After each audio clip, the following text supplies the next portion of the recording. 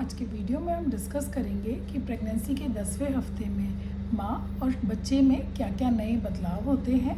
साथ ही साथ हम ये भी जानेंगे कि इस वीक में आपको क्या एक्स्ट्रा प्रिकॉशंस लेने की ज़रूरत है जिससे प्रेगनेंसी के अंत में आपको एक स्वस्थ बच्चा और माँ मिल सके। नमस्कार, मैं doctor Mamta Jindal gastro liver and maternity centre Moradabad से। अब तक माँ जो है काफ़ी हद तक अडेप्ट हो चुकी है प्रेगनेंसी से रिलेटेड सिम्टम्स के लिए। उसको नोज़िया वॉमिटिंग काफ़ी हद तक नॉर्मलाइज लगने लगा है। उसको भूख कम लगना या टेस्ट के लिए जो चेंजेस डेवलप हुए हैं उन सब से वो अडेप्ट हो चुकी है। इस हफ्ते में जो नए सिम्टम डेवलप होते हैं उसमें जो सबसे इम्पॉर्टेंट है वो है वजाइनल डिस्चार्ज। प्रेगनेंसी में थिक गाढ़ा चिपचिपा डिस्चार्ज होना नॉर्मल है। क्या होता है कि क्योंकि यूट्रस जो है वो ग्रो कर रहा है, यूट्रस के अंदर फीटस जो है वो ग्रो कर रहा है, इसलिए यूट्रस की तरफ ब्लड सप्लाई बढ़ जाती है। जो सर्वाइकल ग्लैंड्स हैं उनमें भी ये ब्लड फ्लो बढ़ जाता है जिसकी वजह से वजाइनल डिस्चार्ज भी बढ़ जाता है। साथ ही साथ हार्मोनल चेंजेस भी इस बढ़े हुए डिस्चार्ज का कारण होते हैं।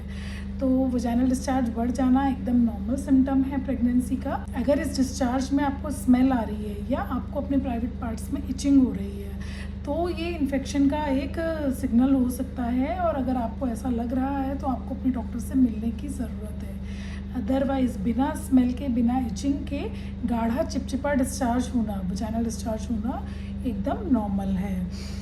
इसके अलावा एक और नया चेंज जो 10th वीक ऑफ प्रेगनेंसी में हो सकता है वो है कुछ अनयूजुअल चीज़ों को खाने की इच्छा होना। जैसे बहुत सारे पेशेंट्स आके कहते हैं कि हमें मिट्टी खाने का मन करता है, हमें चौक खाने का मन करता है। तो ये बहुत बार ऐसा होता है कि बॉडी में मल्टीविटामिन्स एंड मिनरल्स की डिफिशियंसी होती है जिसकी वजह से इन एबनॉर्मल चीज़ों को खाने का मन करता है। तो अगर आपको ऐसा लग रहा है तो आप अपने डॉक्टर से मिलिए, वो आपको मल्टीविटामिन प्रिस्क्राइब करेंगे और आपके सिम्टम्स बेटर हो जाएंगे। अब हम डिस्कस करेंगे कि बच्चे में क्या नए डेवलपमेंट होते हैं। तो बाई 10th वीक बच्चा जो है वो एक मिनी ह्यूमन बन चुका है। उसके ऑलमोस्ट सारे ऑर्गन्स डेवलप हो चुके हैं, मतलब लगभग सभी ऑर्गन्स का डेवलपमेंट स्टार्ट हो चुका है या उनकी प्रॉपर फंक्शनिंग भी स्टार्ट हो चुकी है।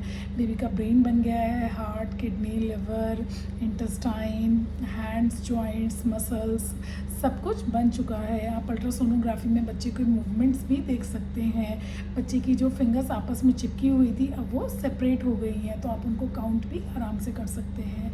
बच्चे की जो जेनाइटेलिया या रिप्रोडक्टिव ऑर्गन्स है वो भी डेवलपमेंट स्टार्ट कर चुके हैं।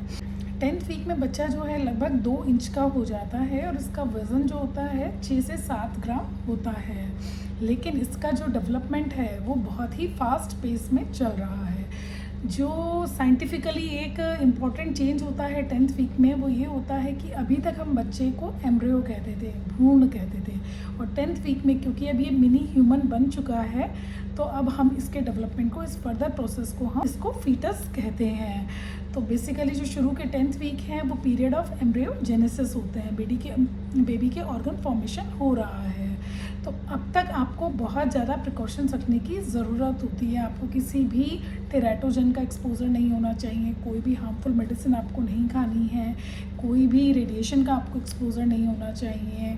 अपने लाइफस्टाइल को हेल्दी रखना है, फोलिक एसिड की टैबलेट्स आपको लेते रहना है, खूब सारा पानी पीजिए, हैप्पी रहिए, खुश रहिए। बच्चे ने सुनना भी शुरू कर दिया है तो अच्छा अच्छा बोलिए, अच्छा अच्छा सुनिए, अच्छे कुछ म्यूज़िक ऑडियोज़ आप सुन सकते हैं। Normally 10th week of pregnancy में कोई डॉक्टर को मिलने का इंडिकेशन नहीं होता है, लेकिन फिर भी अगर आपको वजाइनल डिस्चार्ज है जिसमें इचिंग है, स्मेल है, या किसी प्रकार का कोई पेन है, ब्लीडिंग है, स्पॉटिंग है, या और कोई एबनॉर्मल सिम्टम है तो आप अपने डॉक्टर से मिल सकते हैं। आई होप ये जानकारी आपके लिए हेल्पफुल होगी। ऐसे ही जानकारी भरी वीडियोज़ के लिए हमसे जुड़े रहिए, हमें सब्सक्राइब करिए। Thank you.